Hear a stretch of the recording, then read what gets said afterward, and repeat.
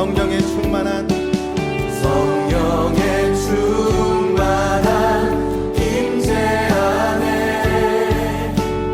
어둡던 우리 눈 밝아져서 주를 보게 하소서. 한 번 더 해볼까요? 오늘 이 자리에 모인 우리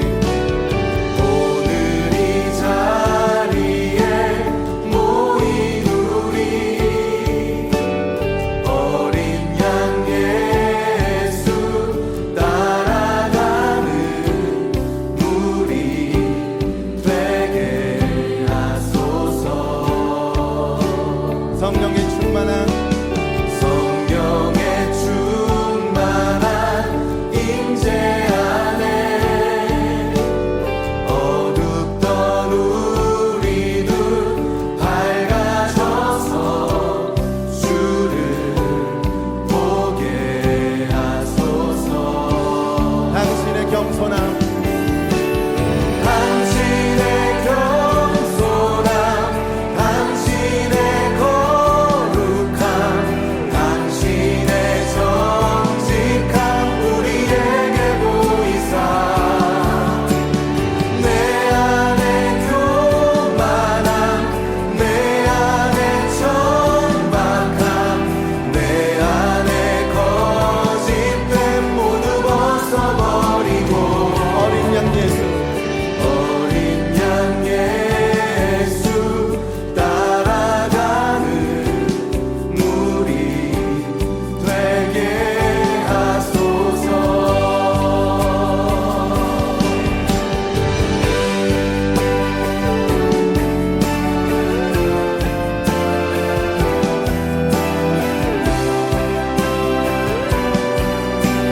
오늘 이 자리에 모인 우리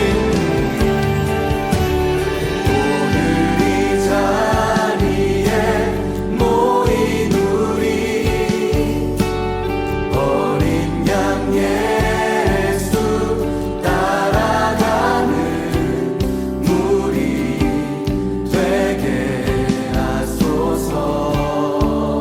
성령의 충만한 임재 안에 어둡던 우리 눈 밝아져서 주를 보게 하소서. 당신의 겸손함, 당신의 거룩함, 당신의 정직함 우리에게 보이사 내 안에 교만함, 내 안에 천박함, 내 안에 거짓됨 모두 벗어버리고 당신의 겸손함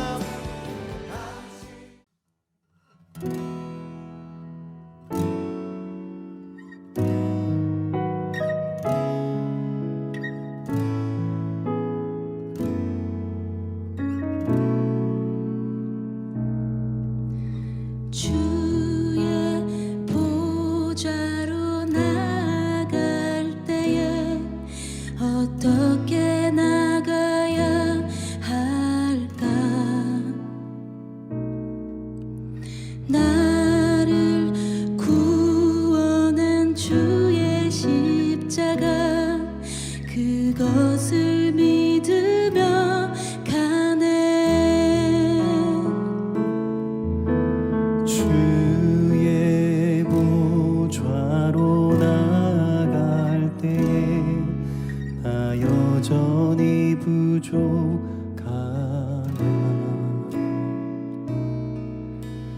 나를 품으신 주의 그 사랑 그것을 믿으며 가네. 자격 없는 내 힘이 아닌 오직 예수님의 보혈로 자격 없는 내 힘이 아닌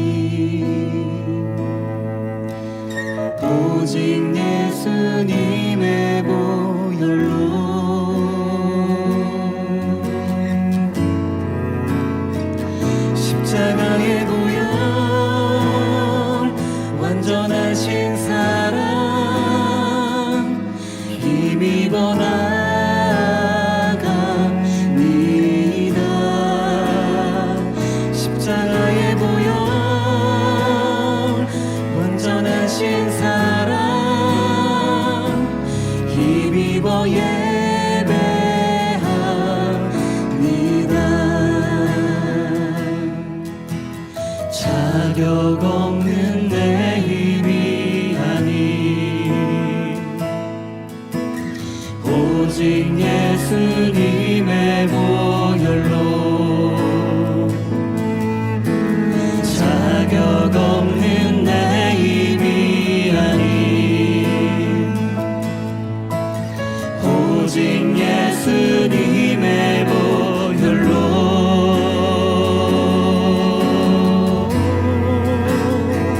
십자가의 보혈 완전하신 사랑 힘입어 나아갑니다.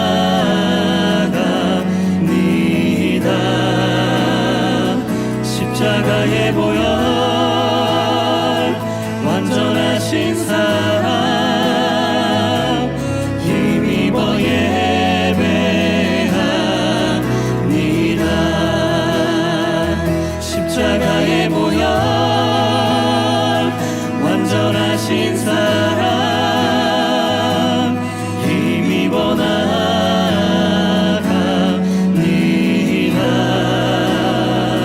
십자가의 보혈 완전하신 사랑 힘입어 예배합니다. 네, 오늘의 말씀 사무엘상 6장 13절로 21절 말씀 봉독하겠습니다.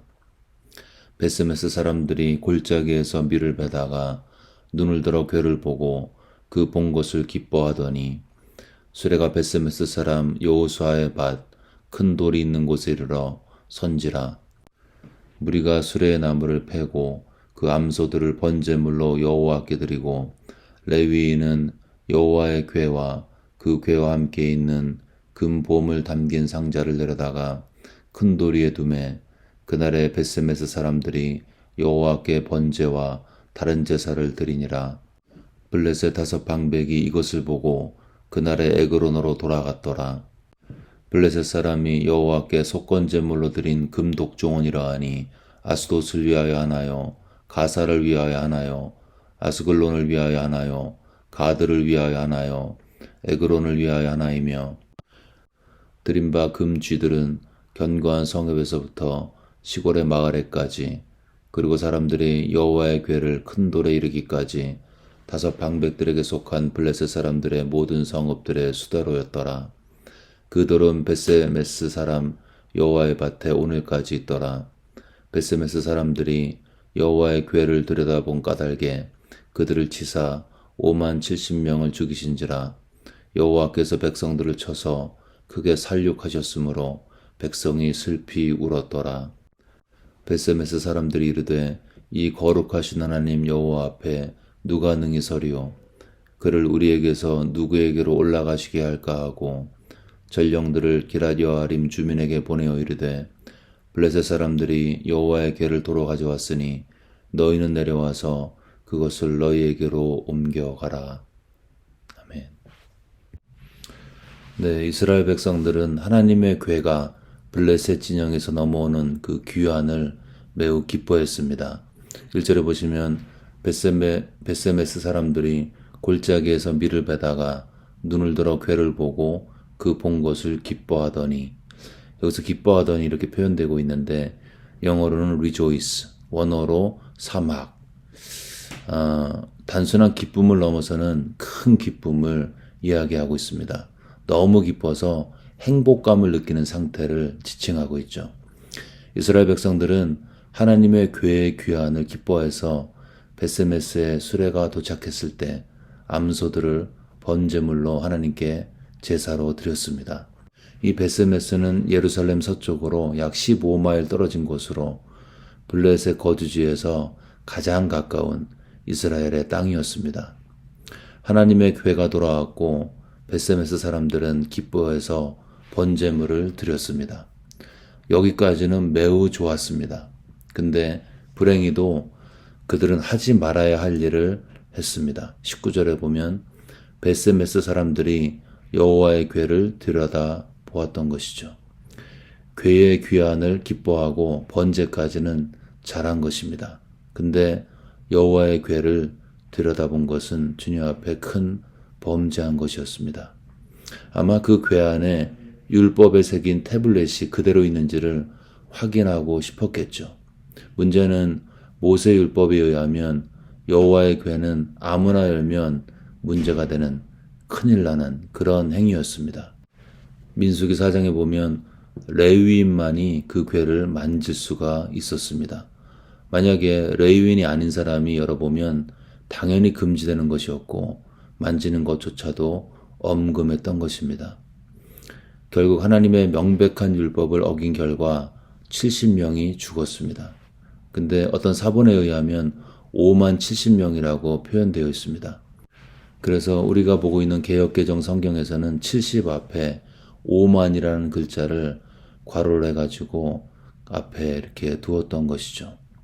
NIV와 소수의 사본에서는 70명이라고 되어 있지만 대부분의 원본 사본에서는 5만 70명으로 기록되어 있습니다. 숫자가 어떻든 상당히 많은 사람이 죽었습니다. 그 이유는 언약궤를 함부로 열어봤기 때문이었죠. 우리가 여기서 묵상할 수 있는 것은 하나님의 법을 무시했다. 그랬을 때 그 결과는 이방인이나 유대인이나 똑같이 두려운 것이라는 것입니다. 블레셋 사람들이 이방인으로서 여호와의 궤를 무시했을 때 그 땅에 무서운 재앙이 임했죠. 이제 이스라엘 백성들이 여전히 하나님의 법을 무시하고 여호와의 궤를 함부로 대했을 때 수많은 사람이 죽었습니다. 하나님께서 애매하게 말씀하지 않으셨죠. 하나님의 궤는 아무나 만지면 큰일 난다. 이거 기억하기 어려운가요? 이 벳세메스 사람들이 몰랐을까요? 아마 알았을 것입니다. 율법에 의하면 언약궤 함부로 만지면 문제가 크다. 레위인만이 만질 수 있다. 그들은 아마 알고 있었을 것입니다. 네, 그럼에도 불구하고 그들은 하나님의 궤를 열었습니다. 하나님의 분명한 경고의 말씀을 무시했던 것입니다. 아담과 하와에게도 하나님이 분명히 말씀하셨죠. 선악과 먹으면 반드시 죽는다. 근데 아담과 하와는 반드시 죽는다는 말씀을 무시했습니다. 사탄이 와서 유혹할 때 하와가 대답하죠. 동산 중앙에 있는 나무의 열매는 하나님의 말씀에 너희는 먹지도 말고 만지지도 말라. 너희가 죽을까 하노라. 하나님은 반드시 죽는다. 분명하게 알아듣게 명확하게 말씀하셨는데 하와는 죽을까 하노라. 죽을 수도 있고 안 죽을 수도 있어. 이렇게 기억을 하고 하나님의 명백한 말씀을 왜곡했던 것이죠. 그랬을 때 그 틈을 타서 뱀이 간섭을 합니다. 너 먹어도 결코 죽지 않을 거야. 이렇게 유혹을 했습니다. 하나님의 말씀을 무시했고 그 결과는 참담했죠. 롯이 소돔과 고모라의 멸망을 경고했을 때 롯의 사위들은 그 경고를 농담으로 여겼습니다. 정리하면 벳세메스 사람들은 레위인 외에는 언약궤를 만지면 안 된다는 명백한 하나님의 말씀을 어겼습니다. 하와는 하나님의 말씀을 왜곡했습니다. 롯의 사위들은 하나님의 말씀을 농담으로 여겼습니다. 그리고 그들은 하나님의 명백한 명령에 대한 불순종의 대가를 그의 삶 속에서 치렀던 것이었죠. 왜 그랬을까요? 왜 그들은 명백한 하나님의 말씀을 불순종을 했을까요? 한마디로 말하면 그들 마음에 하나님에 대한 경외감이 없었기 때문이었습니다. 우리가 어떤 사람을 존경하거나 사랑하면 그 사람의 말의 무게가 무겁게 다가오게 되죠. 남편이 아내를 사랑하면 아내의 눈빛과 제스처와 말 한마디가 크게 다가오게 되어 있습니다. 어떤 대상에 대한 내 마음은 그 대상의 말에 대한 나의 태도로 드러나게 되어 있습니다. 남편을 존중하면 남편의 말을 무겁게 받습니다. 하나님을 경외하면 하나님의 말씀과 그분의 율법을 무겁게 받게 되어 있습니다. 그래서 내가 하나님의 말씀을 소홀히 여기고 있다. 그러면 거의 하나님은 내 삶 속에 깃털처럼 가벼운 존재일 뿐임을 드러내는 것입니다. 하나님을 사랑하는데 하나님의 말씀을 가볍게 받을 수가 없습니다. 말씀에 대한 마음의 태도는 그 말씀을 하신 하나님을 향한 나의 감정과 생각을 드러내는 리트머스 종이와 같습니다. 그래서 만일 내 삶에 말씀을 소홀히 여기고 있다면 먼저 점검할 것은 나는 하나님을 사랑하고 있는가? 나는 하나님을 경외하고 있는가? 내 마음에 하나님의 자리는 얼마나 큰가? 그것을 먼저 점검해 봐야 하는 것입니다. 만일 하나님에 대한 경외함이 없이 율법을 겉으로만 지키려고 한다면 그게 율법주의죠. 하나님을 사랑함 없이 율법을 어길 때의 무서운 결과 때문에 억지로 순종하려고 애쓴다면 반드시 실패하게 되어 있습니다. 왜냐하면 율법주의의 텐션이 우리의 심령을 결국 지치게 하기 때문이죠.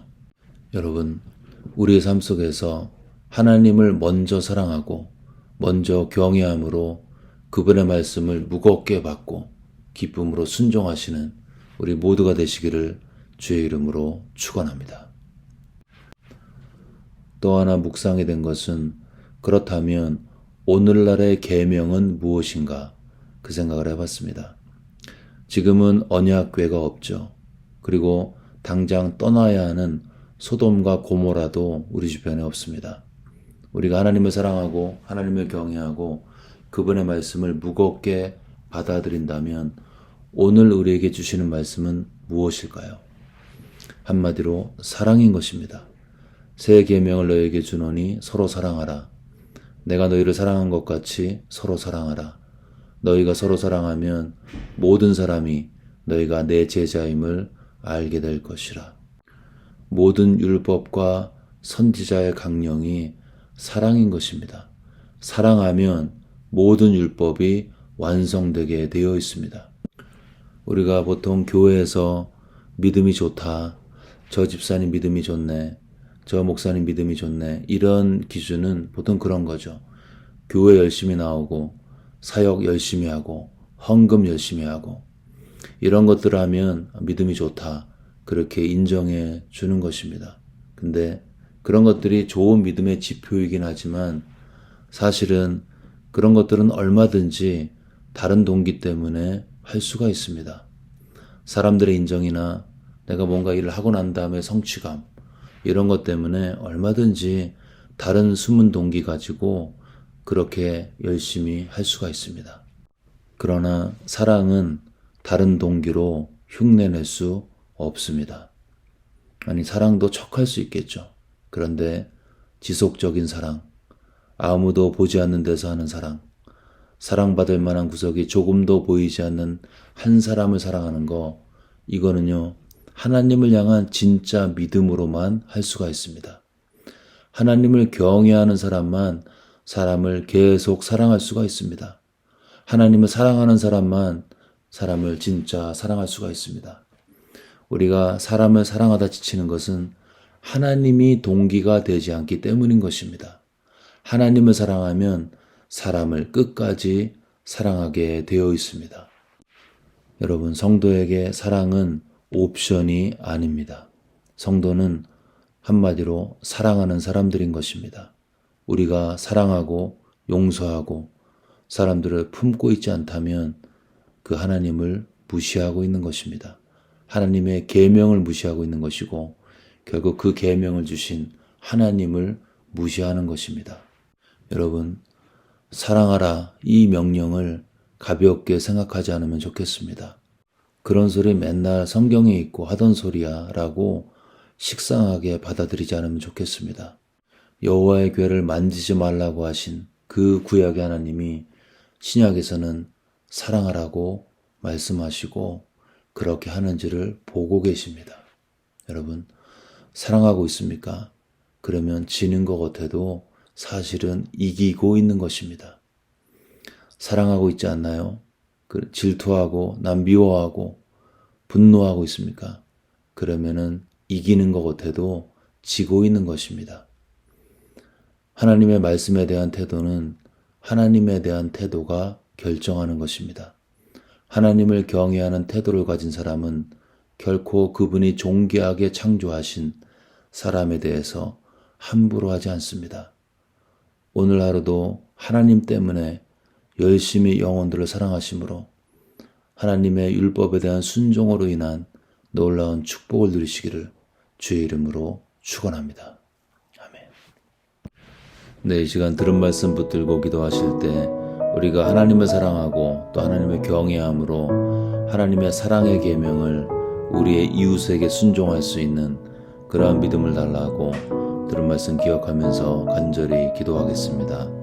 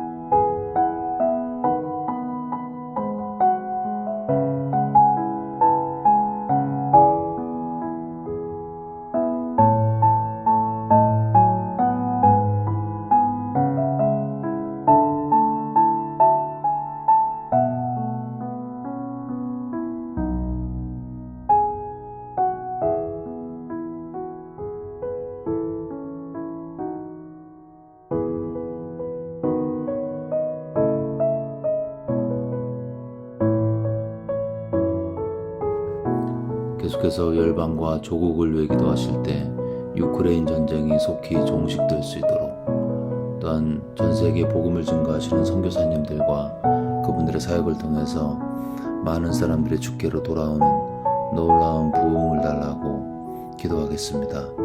또한 우리의 조국과 조국에 있는 교회 또 북한 땅에 하나님의 호의가 넘치고 하나님의 임재가 충만한 그러한 은혜를 달라고 대한민국과 열방을 위해서 우리 간절한 마음으로 기도하겠습니다.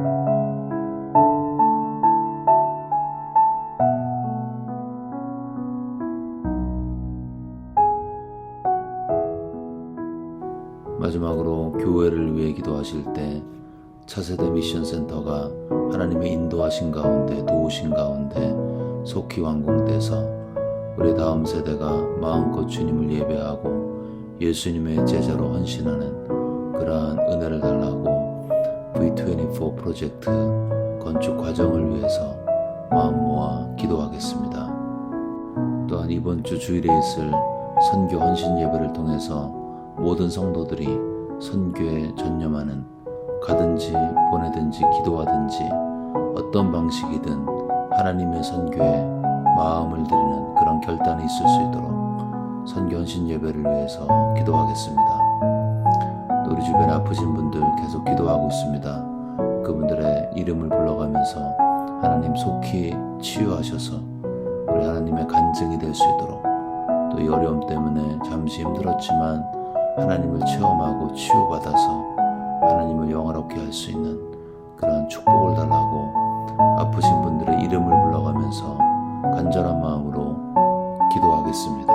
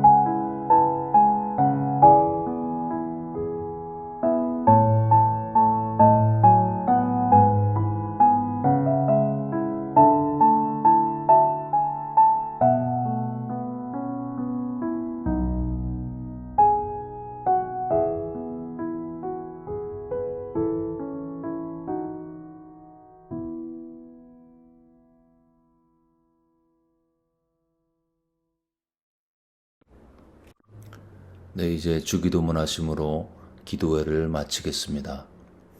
하늘에 계신 우리 아버지여, 이름이 거룩히 여김을 받으시오며 나라가 임하옵시며 뜻이 하늘에서 이루어진 것 같이 땅에서도 이루어지이다.